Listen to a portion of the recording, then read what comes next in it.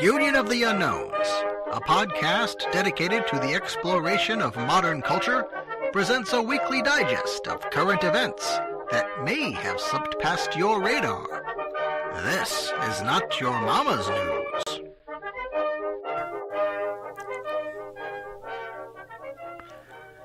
Hello, good evening, and welcome to Not Your Mama's News, presented by the Union of the Unknowns.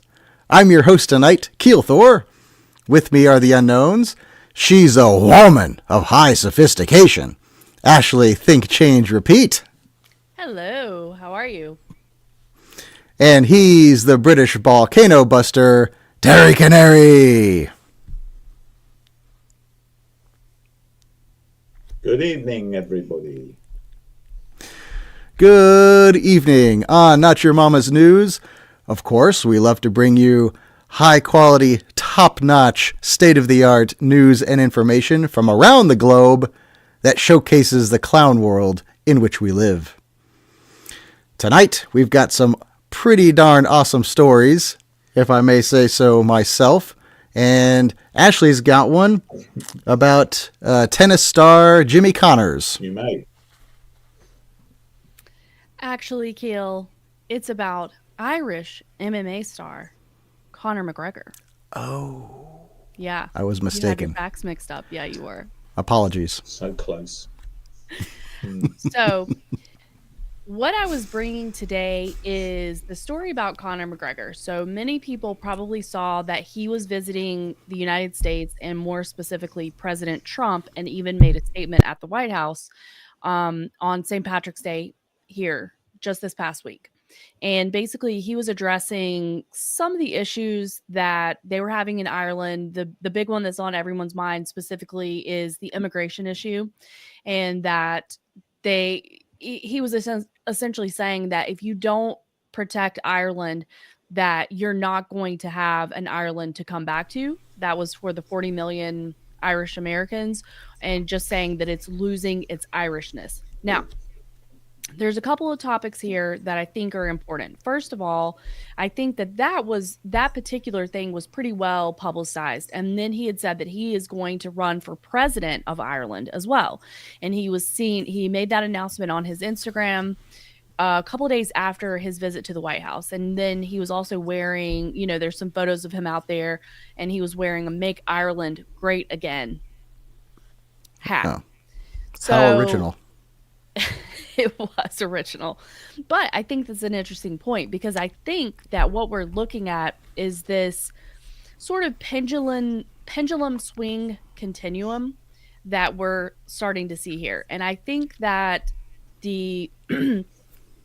before, the outrageous wokeness was probably, some of it was authentic, certainly from the believers and the regular populace. I think it was believable, or it was organic or authentic for them. But certainly I believe overall it was manufactured. Now, this story has a lot of moving pieces. Now, people are saying that Conor McGregor probably doesn't have much of a chance to be president of Ireland. I, for one, don't agree with that, and I don't believe it, and I'm going to tell you why. First of all, people are fed up with woke. They're fed up with having their cities and their countries overrun with immigrants that are not, they're very, very different from the people that are actually part of that culture. Obviously, with what we have going on in Ireland, and a lot of these people have been dumped in Dublin. And it's really, it's not a big country, and it's really affecting the quality of life. It's affecting the availability of housing, and there's tons of issues associated with that. But I believe that... And all those potatoes. Sure.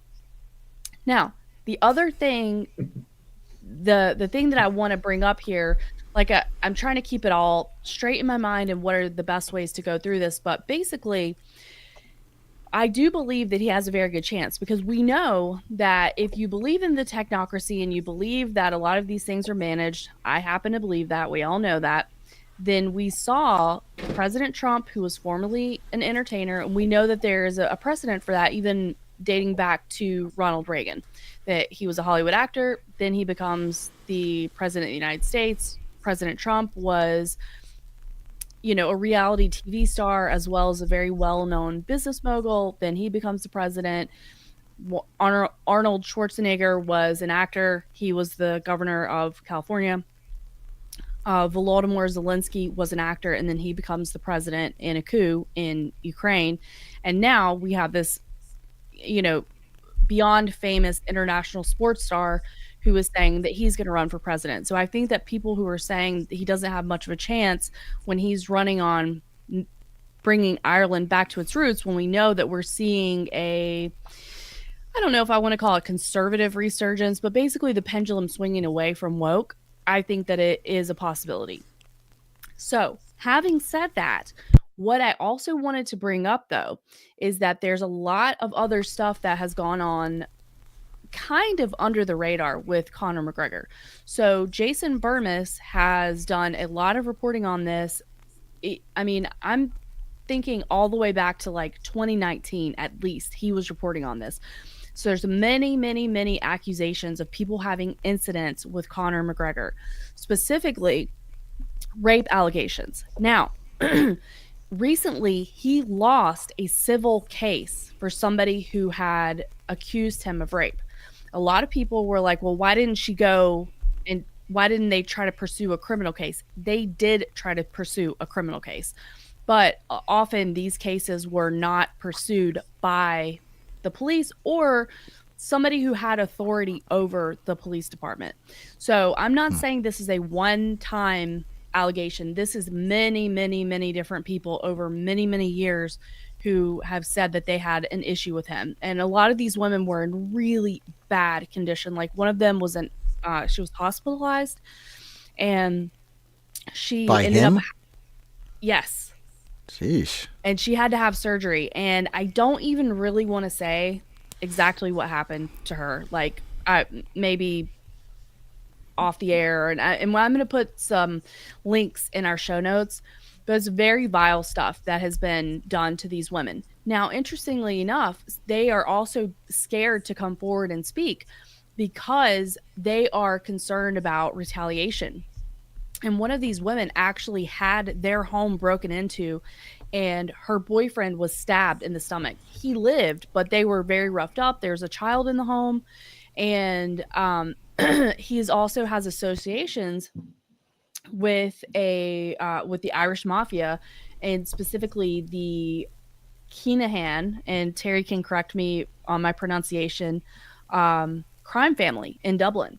So I think that it's very interesting that we're seeing somebody who is being put forth for this type of role, and not that it's unusual that he has this background, because every president as far back as I can remember, or maybe not every single one of them, like I don't know that Nixon or Carter were involved in a sex scandal, but almost every single one of them from then, like obviously in our time, Bill Clinton, even Ronald Reagan, George Bush Sr., there was the Franklin scandal that happened. There was the call boys that were supposed to have gotten midnight tours of the White House. Now, of course, that never really made it big, but there was scandal around that. And so even for that administration, obviously we know with Bill Clinton, Monica Lewinsky, the Epstein, and other people that had accused him of that as well. And maybe not as much with Barack Obama. And then obviously we know that President Trump has had accusers, and of course Biden. So I'm just saying there's nothing new under the sun. Whoa. Biden's accusers were lying. Right. Except for the well-documented journal of his daughter saying that he took showers with her. So, and then the degeneracy of his children after that. But anyway, I'm just saying that I think it's something, as Monica would say, it's what to watch out for, because you have somebody who's sort of playing on this resurgence to conservative values, to making your country what it used to be before. I'm sure there's a technocracy angle here as far as mass surveillance and biometric surveillance and things like that. And then we also have somebody who is dealing with a lot of other shady allegations. And and I don't want to say just allegations, because the woman she won the civil suit against him. Now, if it's anything like the States, the burden of proof in a civil case is not quite as strict as it is in a criminal case, but she still won $250,000 in that. So I just wanted to bring this up for people to watch out for. I want to encourage them to do some research if you're interested in this topic on Conor McGregor, but he's a cash cow. That's the other thing. He's very associated, of course, with UFC here in the United States, which is big, big, big business. Okay. UFC is run by Dana White. As we know, he's the front facing part of that organization, but it's actually owned by Ari Emanuel. Ari Emanuel is the brother of Rahm Emanuel. Ari Emanuel is also the agent of Joe Rogan, right? Who is, of course, intimately involved in UFC. And Rogan is also in the Peter Thiel pipeline as far as funding, his associations with Elon Musk, and his support of Donald Trump. So I'm just saying that it is quite the web, but there's a lot of connections here. And I do think that basically, if you're naysaying the possibility of him becoming the president of Ireland, I think you're, there's some considerations for that. And I think he has a real chance. Yeah, he's definitely got an uphill battle there. But honestly, I don't follow him very closely. Do we know what I know he is in Ireland and Europe, so it's not going to be anything that aligns with us Americans. But do we know what his politics are? Like what kind of platform he's running his mouth about? I don't know that that's super well established at this time, but I would say it would be in line with a Trump. He's already putting his hat sort of quite literally in that ring. He's wearing a Make Ireland Great Again hat, which has the association for Republican and conservatism, even though they don't represent that at all. And then he's talking about the immigration issue not in a positive way. He's talking about that it's diluting the country of Ireland. So I believe that it will be on some watered down conservatism. Okay. Terry, what do you think about all that? That's closer to you than it is to us, I think. Yeah, thanks. Physically. Yeah, well, a bit. I don't know much about Conor McGregor. I was keeping a bit quiet because I think my connection is particularly flaky tonight. You sound pretty good. I would imagine his politics will be described thanks. His politics will probably be described by the mainstream press as far right, because anyone who's anti-immigration tends to be described that way. I'm not so confident as actually that he will be supported in some way by deep state types, because if this Romanian situation, as I think, go by, I mean, the poor guy who was going to win the election is now in jail, basically. He was arrested on some trumped up charge. So they clearly didn't want him to become president, unless it's some really deep, long-term plan that, we can't really see the end of at the moment. I think Ashley and I often disagree about this, because it's very easy to see everything as being a kind of plan. They've all got it under control, and don't be fooled if good things seem to be happening, because they're just luring you into a trap. I'm not quite as pessimistic as that. I don't think they've got everything totally under control. I say this all the time on this podcast. So I'm with you. I don't really think they will want him I don't really think they want him to win. What I will say about Ireland is it's a total shit show at the moment, but like a lot of Western Europe. I was looking up something while you were talking, because they brought in this notorious thought crime bill, and there's a lot of this going on in lots of countries in Western Europe, where passing on things or material that they deem to be dangerous and likely to incite hatred, then you can be arrested. And they've extended this in Ireland. It's worse than a lot of others, because if you're just in possession of such material, but you don't give it to anyone, but they say, well, you might give it to somebody, so we're going to arrest you on that basis. So you could print out something from the internet, a speech from Conor McGregor, perhaps, saying that he didn't like immigration, and you could be, reading it in the comfort of your own home. The police could bust in and say, "You've got this dangerous material. You might pass it on to somebody, so we're taking you down to jail." So it's a total shit show. Yeah, like that's a lot some of in Western Europe, unfortunately. creepy Fahrenheit 451 stuff there, huh?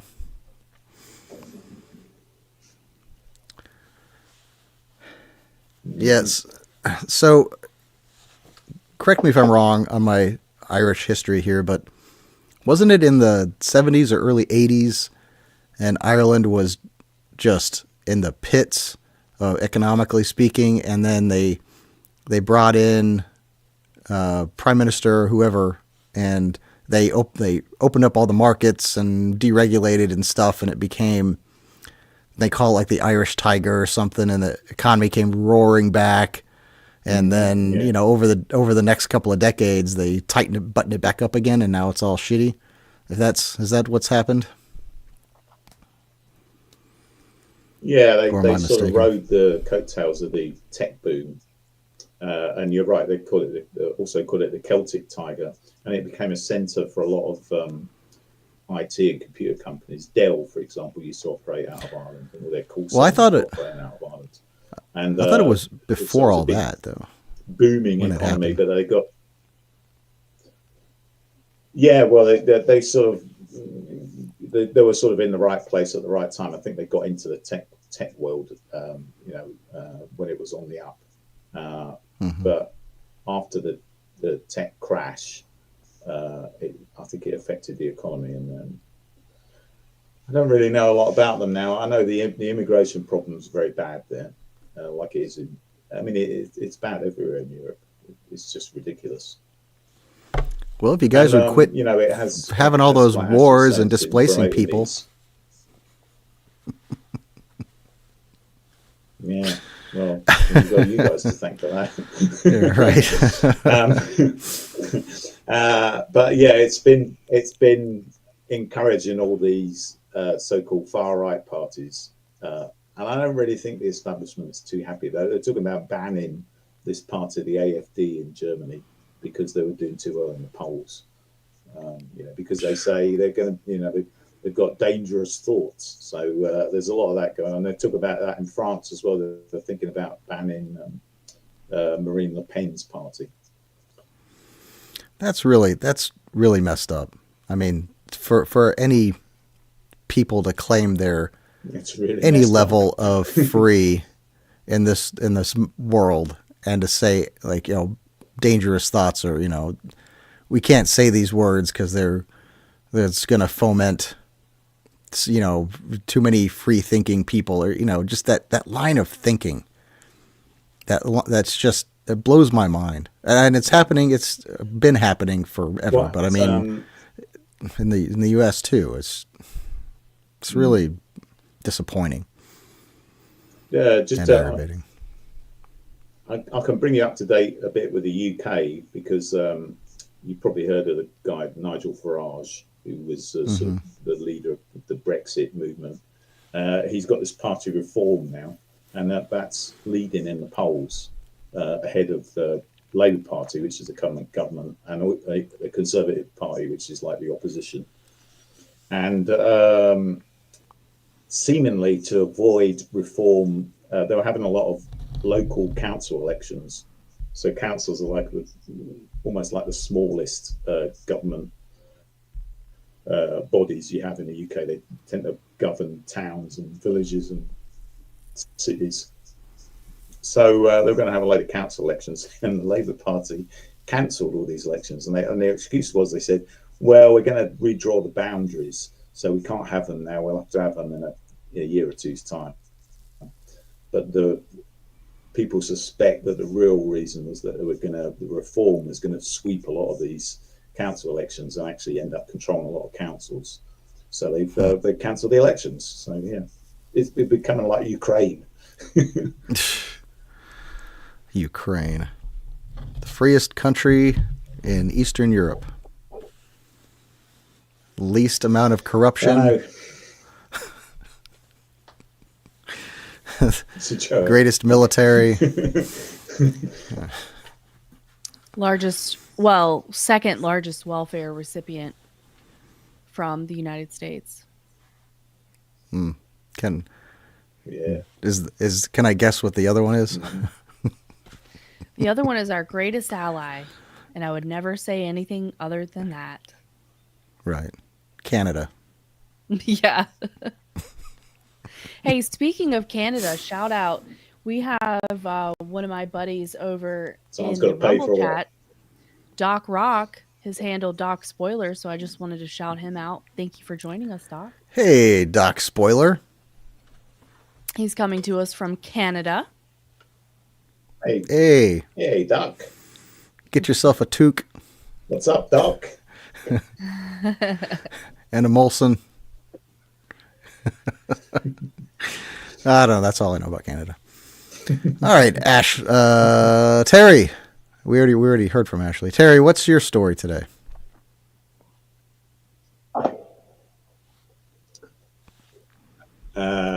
Thank you, Keel. Thank you for asking. I will tell you what my story is. It's another European angle because a lot of our Because you're European. I know this is the biggest airport in London,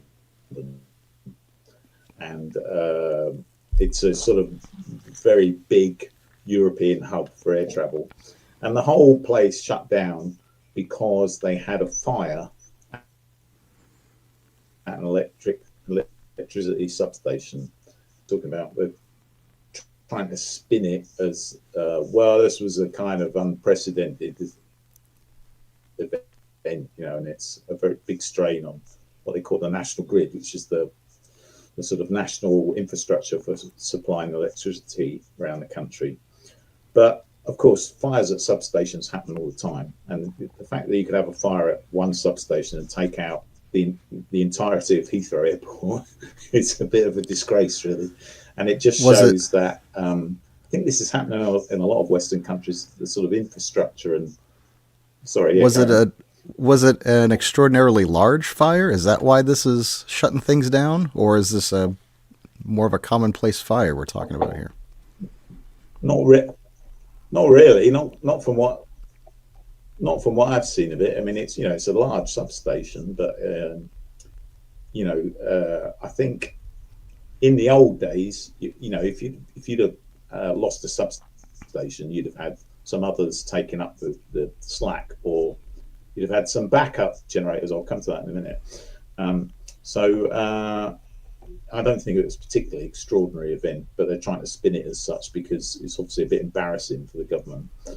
And the story I heard from GB News, which is a kind of slightly right-wing leaning UK cable news station, is that they used to have diesel generators as backup at Heathrow Airport, but they changed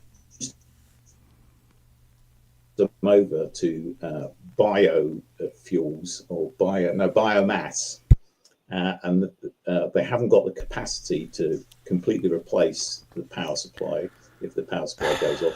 It's supposed to work in tandem with the supply from the national grid. So basically, it can't do the job. And they did it because of this net zero target they're trying to achieve. So it's yet another victory for these green policies, which is crippling all Western European countries at the moment. Those darn hippies. So I've got some stats. Yeah, those damn hippies. Got some stats here. Patchouli, yeah. Actually likes patchouli. So how many flights were affected? So it was down the whole day. Nearly 1,400 flights have been disrupted. 1,155 flights cancelled, 120 diverted, and it's got the top 10 destinations for plane diversions here. And there's a couple in the British Isles, Shannon in Ireland, Glasgow, Manchester, and then we go a bit further afield: Paris, Frankfurt, Amsterdam, Madrid. It's quite a long way from London. And then extraordinarily, two of the top 10 are Washington, DC and New York, JFK. Don't think you'd be too happy if you're flying into London, perhaps from New York, and he ended up back where he started. Yeah. So Sheesh. That would be dreadful. A total disaster, really. And they've got all these pictures of London Airport, pictures of Heathrow Airport, which is obviously normally, extremely busy. It's just empty of people. It looks like one of the hospitals during COVID. It's all dark and there's no one around. Empty. So, disaster, really. Oh man! So were there? So the Washington D.C. flights they got rerouted back to Washington D.C. How far had they made it over the ocean before they had to turn around? That's my question. Did they get 7.5 hours in and then shit, we got to turn around? And I would certainly hope that would not be the case. Well, the airport was closed the whole day. There is another. Yeah, the airport was closed the whole day. There is another airport at London, which is quite big, Gatwick, which is where we used to fly in and out of most of the time. But that's running at capacity most of the time, really. So that could take a few, but and people use it as a sort of jumping off point. So if you're flying across to other parts of Europe, you might well change planes or sort of stop over at Heathrow, because it's one of the main international hubs for Europe. Now, I saw one of the headlines for this earlier today, and it seemed to indicate that it was being like anti-terrorism police forces were investigating this. Is that correct? Is there a suspicion that this may have been in some kind of attack or deliberate? Or like you said, It was just a commonplace fire? Or well, that's the conclusion now. The police looked into it, and they've issued a statement here saying inquiries remain ongoing, but there's no indication of foul play. So it seems to be a sort of natural event. Yeah, well, not really. Somebody, one of those things. So someone left their hair dryer. You've probably seen it yourself. Running. Substations do blow up from time to time and catch fire. Yeah, exactly. Yeah, yeah. Or one of Ashley's cats climbed into somewhere that shouldn't be, chewing on the wires. Very possible. Do your cats chew on the wires, Ashley? That is, don't you, Ashley? Yeah, they get into all kinds of things. They cause mayhem. Well, nobody got hurt, did they? There haven't been any. So you could call it a catastrophe. You could call it that. For sure. I don't think so. No, don't think so. The cause is yet unknown. I don't know if you've ever seen one of these. I saw a video of one of these things go up once in America, I think, electrical substation. And it's very spectacular. They give off this intense blue light, and it's a nice show. So it's a nice show for the locals, I'm sure. Well, very good. Well, let's hope they get that cleared up fast, and everyone can get back to their little hobbit holes or whatever they live in England. Well, the flights have restarted. I'll just give you a tail off this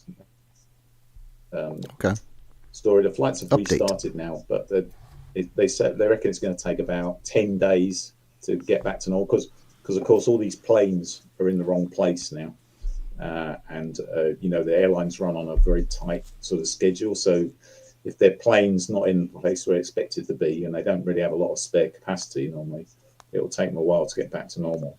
But the good news is that our transport secretary, a woman called Heidi Alexander, who by the looks of it would need an Airbus all by herself to take her around from place to place. All right, now Terry, this is 2025. There's no fat shaming here.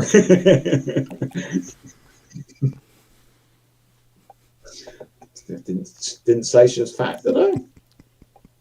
You didn't. And then I just want to throw in my 2 cents. It's pretty weird that we keep having a ton of travel and air related. Yeah. There's something nonstop. fishy going on. There's something It fishy is. going on. Yeah. No, and we know that they don't want us traveling. Something fishy going on. There's always something fishy going on. There's a lot of fishy stuff going on, and Yeah. we know that they don't want plebeians to be able to travel freely, but To they own want to be anything. able to, per Terry's story the other day when we were over at Knights of the Storm, they find it fit to be able to literally mow down part of the rainforest in the Amazon for them to be able to travel. That's messed up, man. Yeah. To their climates on it. Yeah, the hypocrisy is off the charts. All right, thank you for that story, Terry. All right, I've got this long tail. Welcome. I like to narrate, so I'm just going to read it to you because I think it's nicely written. It comes from the Daily Mail, so you can take it with a grain of salt if you wish. All right. I'm stealing myself for this. Pardon me. Settle in, kids. Gather around. All right, here we go. Oh boy. Set amid the post-industrial backdrop Oh, boy. of western Manchester, Blackleach Country Park serves as a tranquil oasis for residents of the nearby semis and red brick terraces. Parents bring their children to feed tufted ducks and great crested grebes that glide serenely across its reservoir. Anglers fish for carp and bream, and dog walkers stroll around the shady perimeter path. Mercifully, this busy park in Worsley had been cordoned off when police divers hunting for the dismembered remains of 67-year-old Stuart Everett made their grisliest discovery. In a spine-chilling scene that could have come from the psychological thriller What Lies Beneath, one of the divers saw a human face floating in the murky lake.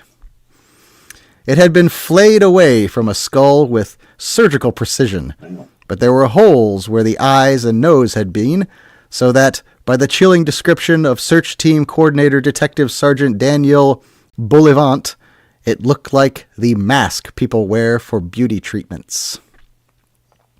This hideous find was not the work of a killer in the throes of frenzy.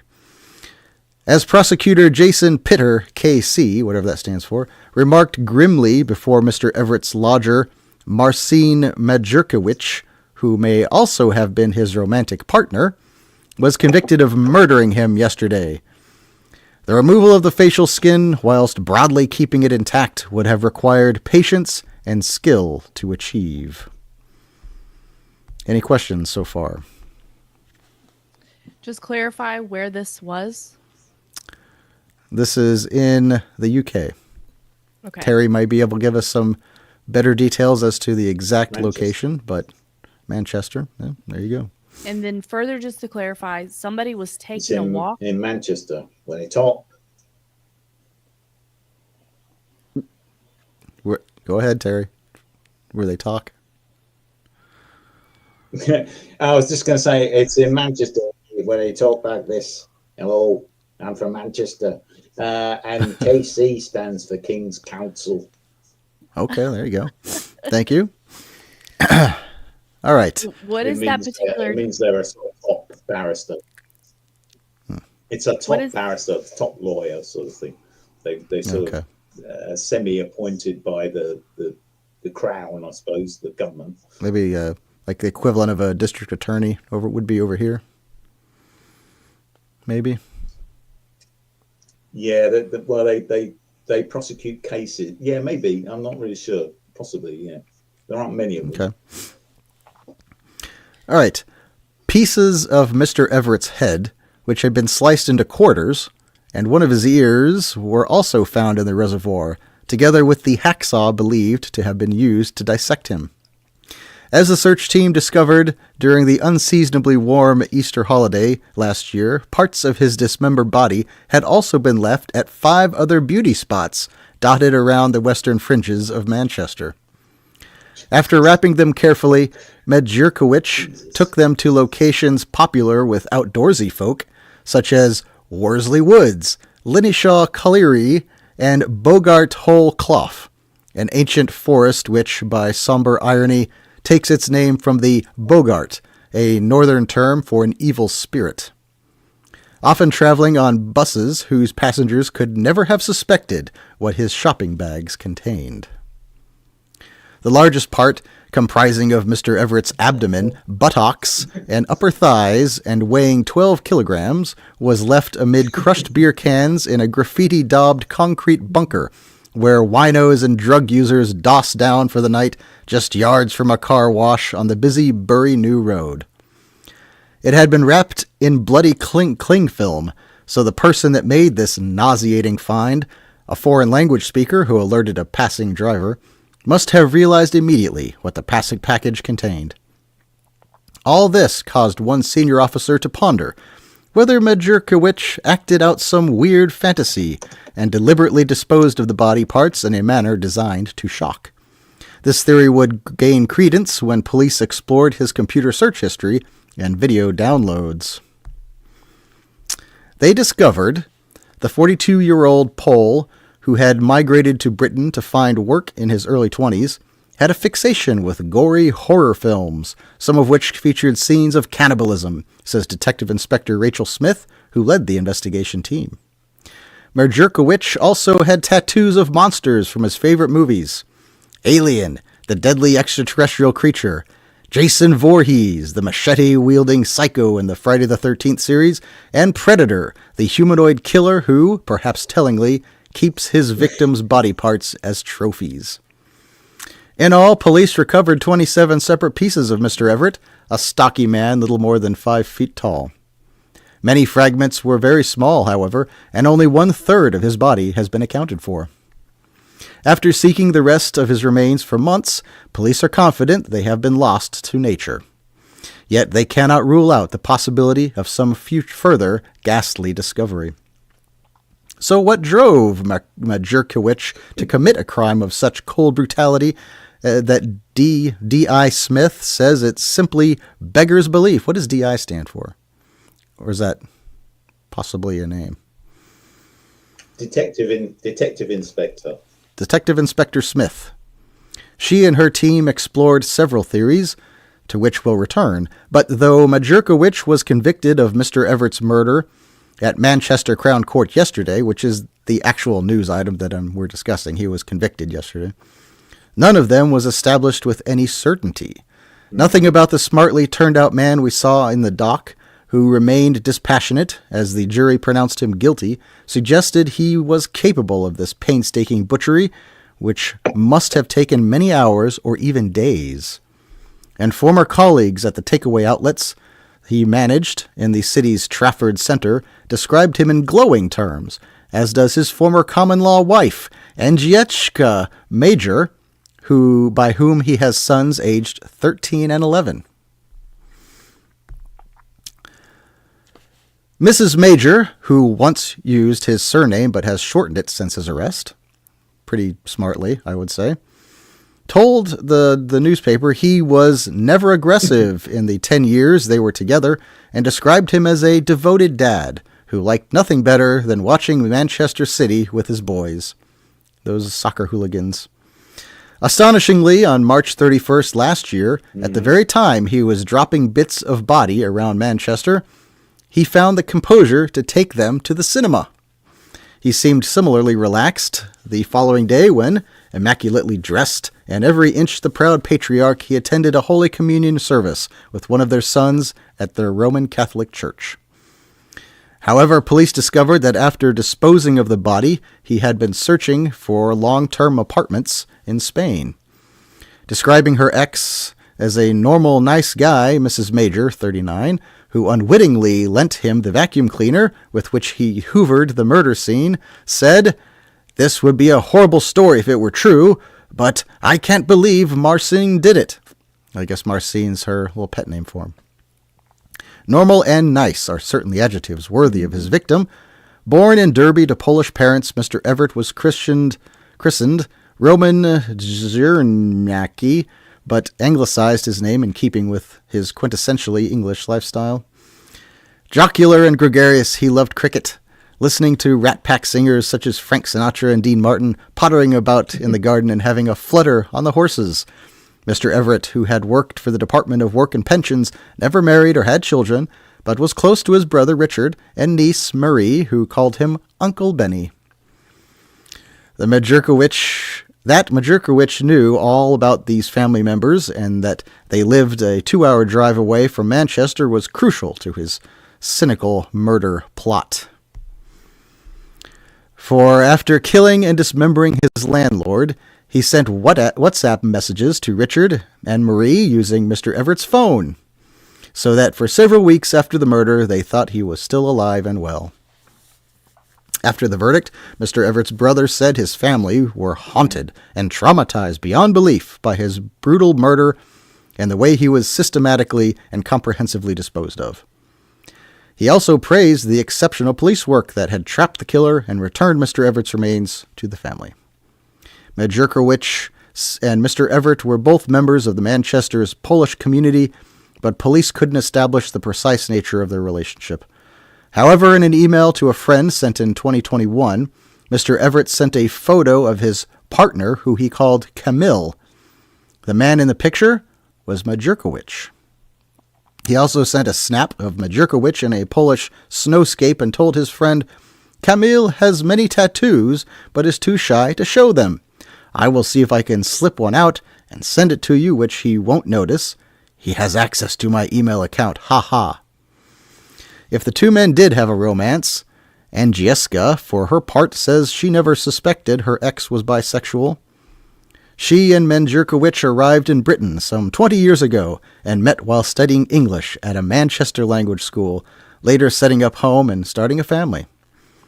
Asked why they parted, Agnieszka alludes vaguely to family issues, but insists it had nothing to do with violence and claims to have been ignorant of his obsession with horror. She says their relationship ended in 2017. Curiously, however, records show Majurkowicz first shared a house with Mr. Everett in the Chatham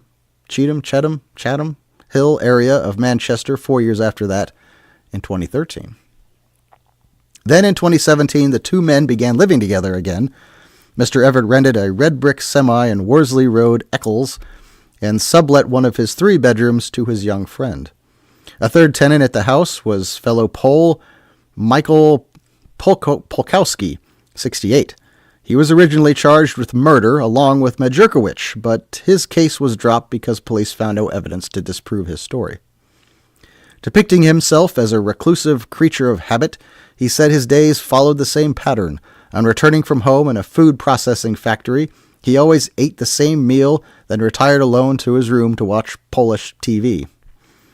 It had not been established whether Mr. Polkowski was in the house when Mr. Everett was beaten to death with a blunt instrument and dismembered, but if he was, he maintains he neither heard nor saw anything. Shortly before his death, Mr. Everett enjoyed a few days' break with his family and friends in Derby.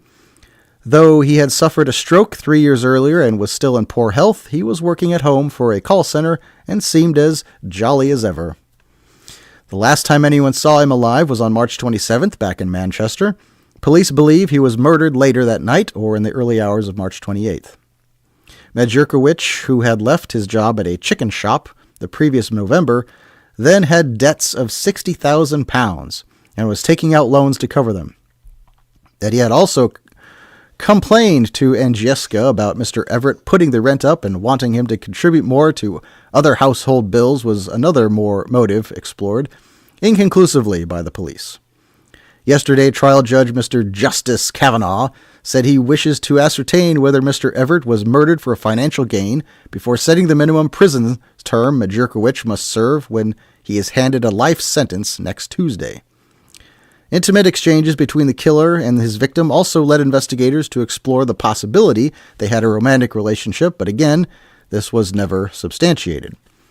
One intriguing piece of trial evidence suggests Majurkowicz may have weakened his victim in preparation for the attack.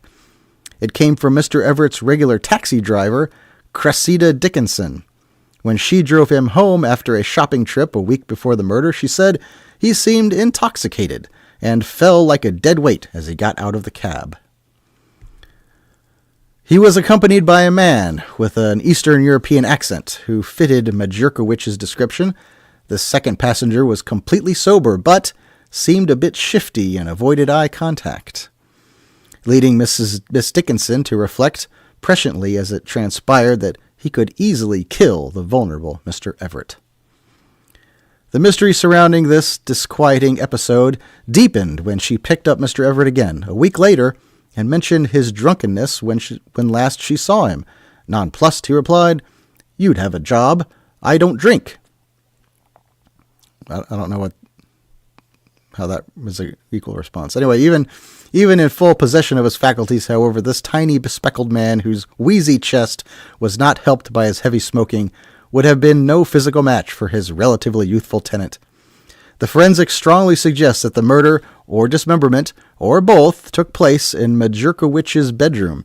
Traces of Mr. Everett's blood were found on his blue sofa bed, later recovered from a skip and an oblong piece of the carpet, which had been cut out from beneath the bed. The blood stains had seeped through to the floorboards, which had been freshly sandpapered, but still bore hacksaw marks. Hair containing Mr. Everett's DNA was also found in the fridge freezer, giving rise to the macabre possibility that the killer may have stored parts of him there before the disposal. Soon after the murder, Majurkowicz began using Mr. Everett's bank cards to withdraw money. Bogus messages he sent posing as his victim included a birthday card to his brother which read, "Too rich, happy birthday, and all the best, my old man, Benny, XXXXXX." This was not a phrase he would normally use. Using Mr. Everett's phone, Majurkowicz also covered his tracks with a string of other messages to people in his circle. For example, his other tenant, Polkowski, received a text saying he had suffered another stroke while in Derby and would be staying there permanently. It meant that his disappearance went unnoticed for almost a month after the murder.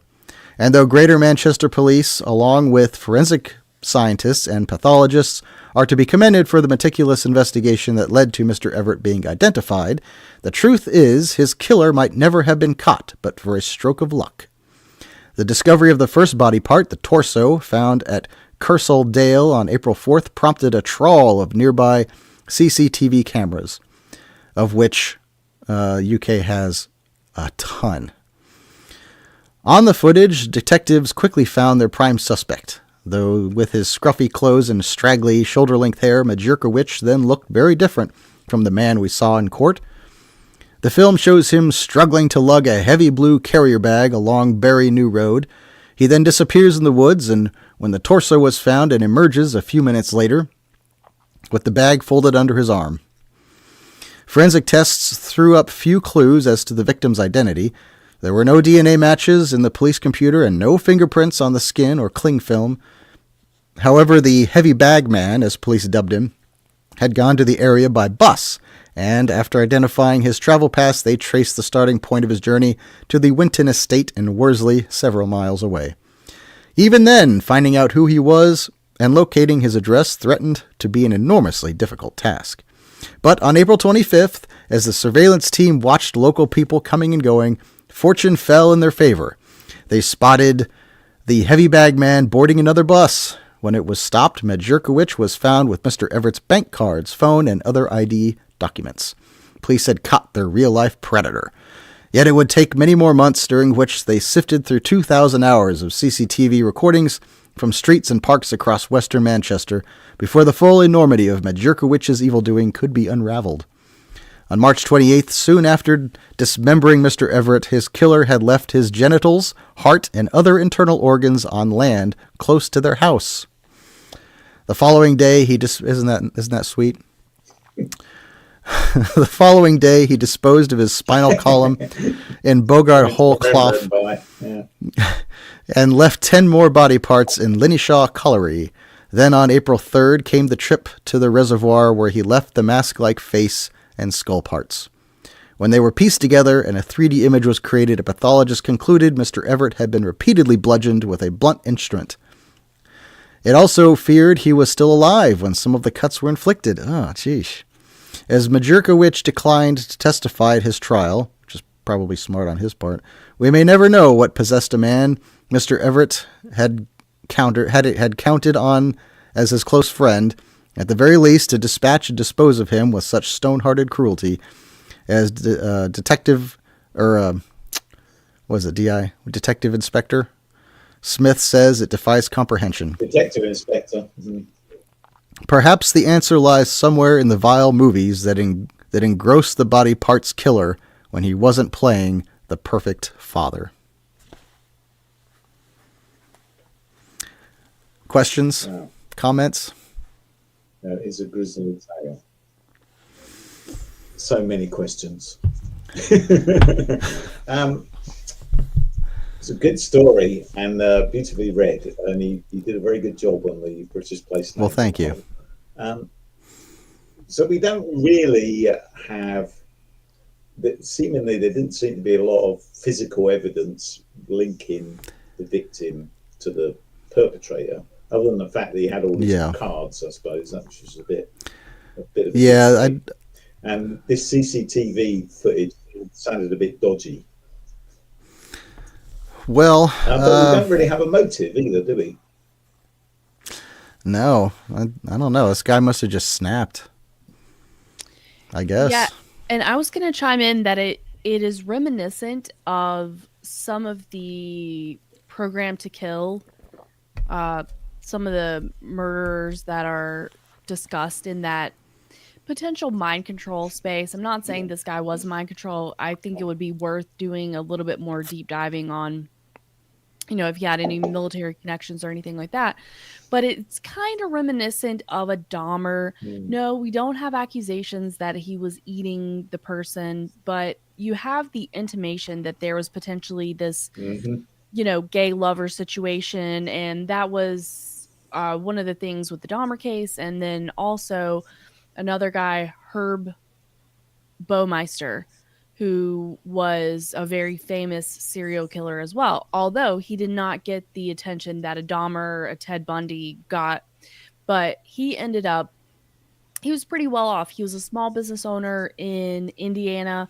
He and his wife had a really, really nice estate, and she would take the kids out of town for the whole summer. They would go vacation somewhere, and he was holding down the fort.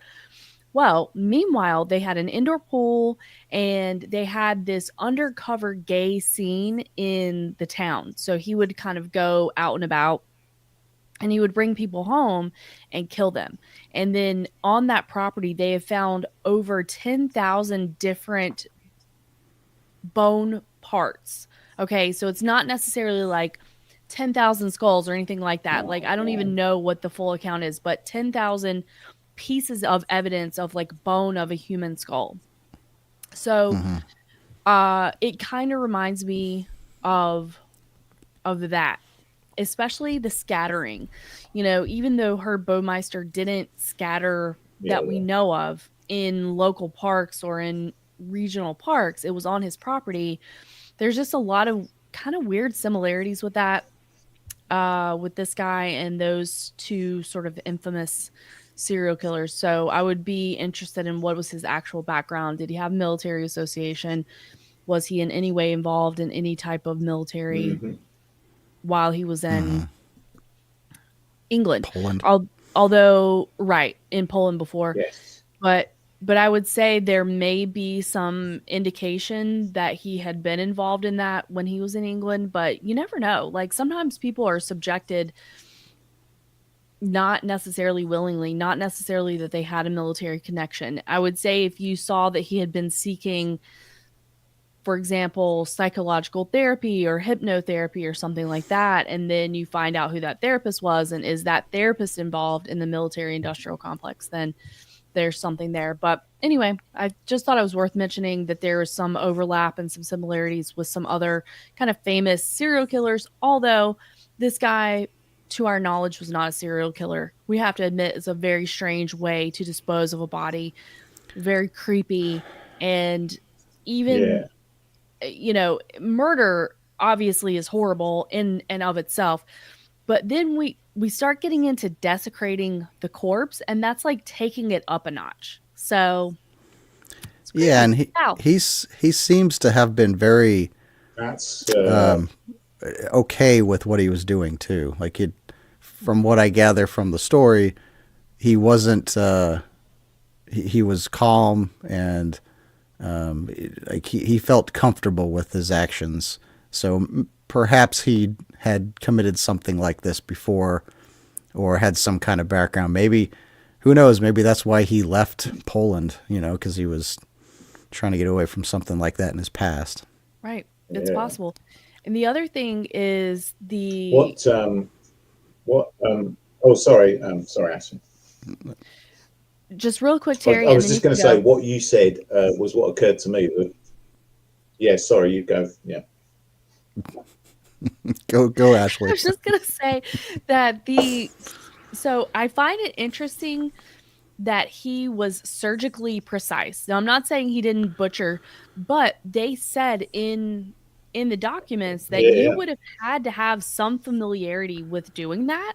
So I find that to be really weird. Again, reminiscent of a Dahmer. Jeffrey Dahmer was in the military dealing in medical over in Germany. And so that's where I think he got some of his, maybe not all of it, but some of his kind of precision work.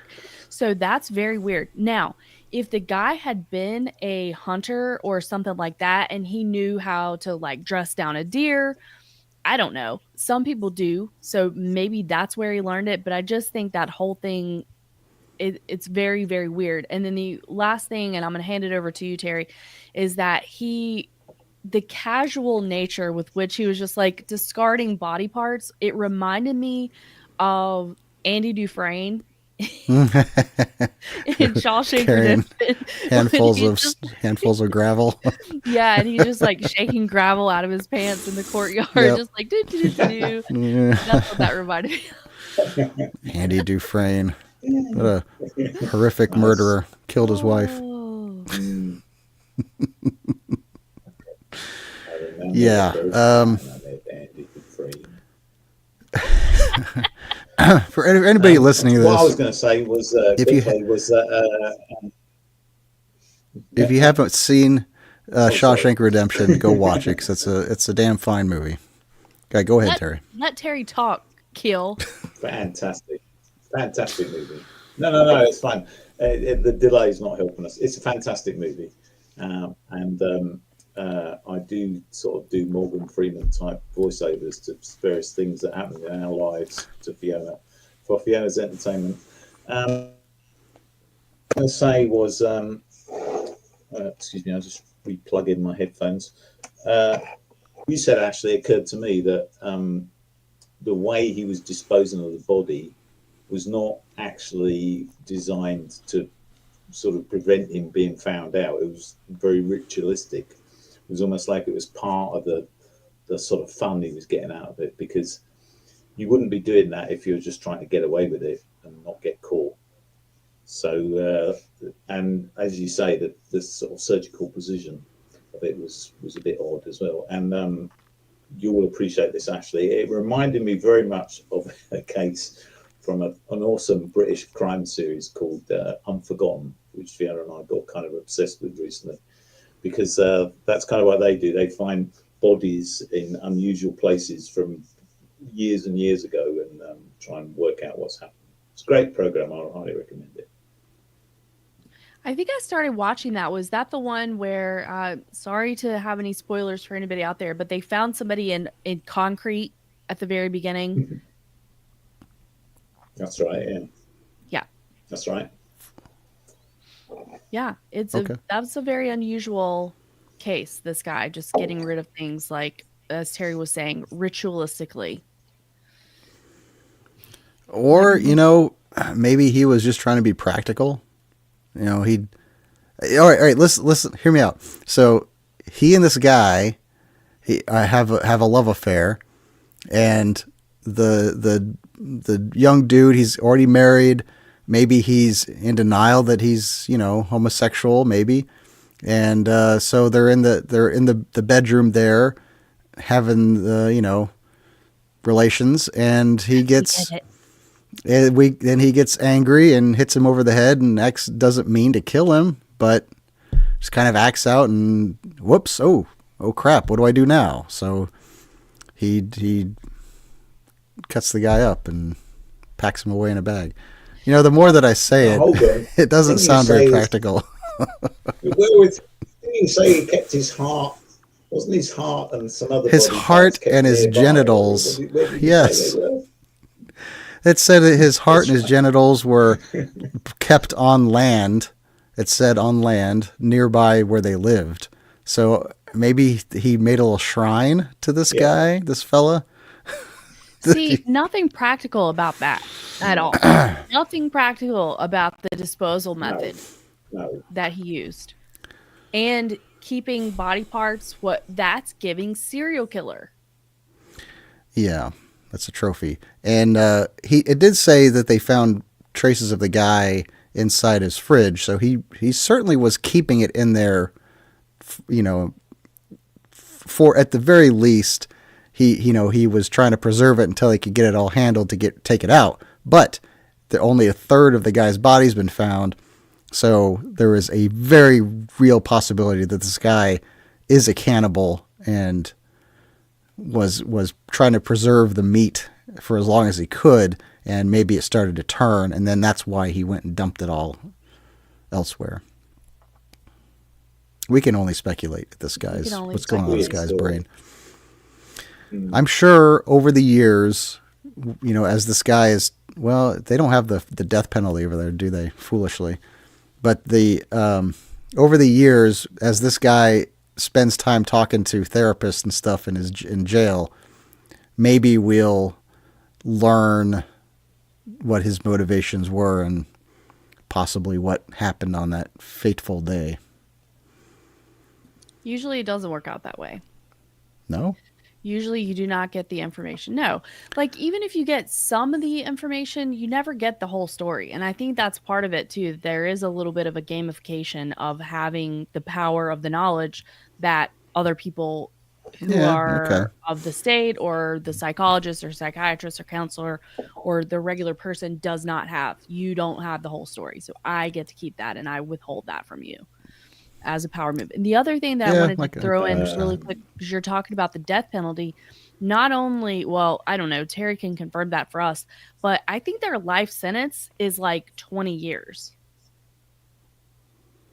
Terry, can you confirm that for us? Yeah. 20 years? I believe that's true, yeah. And they often get let out early as well. They often get let out early.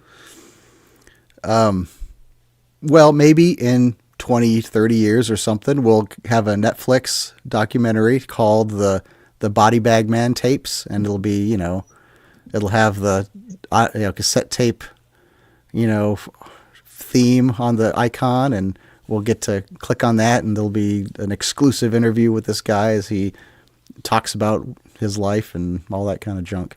Maybe you'll be the narrator. No.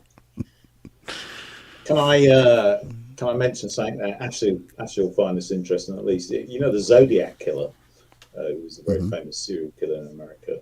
I looked into that a lot, and I read this book, and the thesis of this book was that a lot of the murders that were associated with the Zodiac Killer weren't actually done by the Zodiac Killer, but they were just and he suggested this happens a lot with police forces. They were just sort of assigning these cases to the Zodiac Killer once they caught him, so that they could say, well, we cleared up all these murders. And, you know, exactly. And it was actually, some of them weren't even like copycats. They weren't actually done in the same way that the Zodiac Killer was doing it. Yeah. And there's a question about who the guy really was as well. For sure. And interesting that you bring that up, because that's a conversation that I had with one of my friends who I talked to quite a bit about this kind of stuff. Shout out SW. But that was one of the things that we were talking about as far as the smiley face killers. So there's this overlap with smiley face killer and some of the missing 411 people. So there's some debate on what is actually going on, what is actually being classified as a smiley face killer murder versus what would fall into this missing 411 category. And then it does seem to be the same way with some of the other very famous serial killers, which would be like a Ted Bundy, that they just assigned some of these murders to them just because they could, just to clear the books. And that would be a best case scenario if they were just trying to clear them off instead of potentially obscuring some other potentially police involvement or something like that. Now, it may sound outlandish that we have a lot of these situations where a police department would obscure, but I'm telling you, if you're looking into some of these really high, really high up child trafficking rings where they're making films, harming children, things like that, that is such a common occurrence where they are so close to busting the case wide open and it never goes anywhere. Just like with the Jeffrey Epstein situation, that is because oftentimes not only are the high ups involved, but so are the local police departments, and they are sometimes involved in the ring and sometimes they're protecting the ring, but they know about it. So I think that that's a factor in a lot of potentially a factor in some of these cases where they're just like, oh, Ted Bundy did it, or oh, Herb Baumeister did it, or whatever the case may be. Yes. Thank you for that analysis, Ashley. Well, I think we've reached the end of our wick here, so let's wrap this up. Thank you, Ashley, and thank you, Teneri, for your news and insights. And Ashley, where can fans of the Union of the Unknowns get in touch with the Union of the Unknowns? Well, Keel, I'm glad that you asked. They can find us at theunionoftheunknowns.com. That's our Linktree page. It has all the myriad ways to get in touch with us, from Gmail to our Discord to Twitter and more. Please check us out there. Back to you, Keel. Thank you, Ashley. Terry, did you have one more comment to add?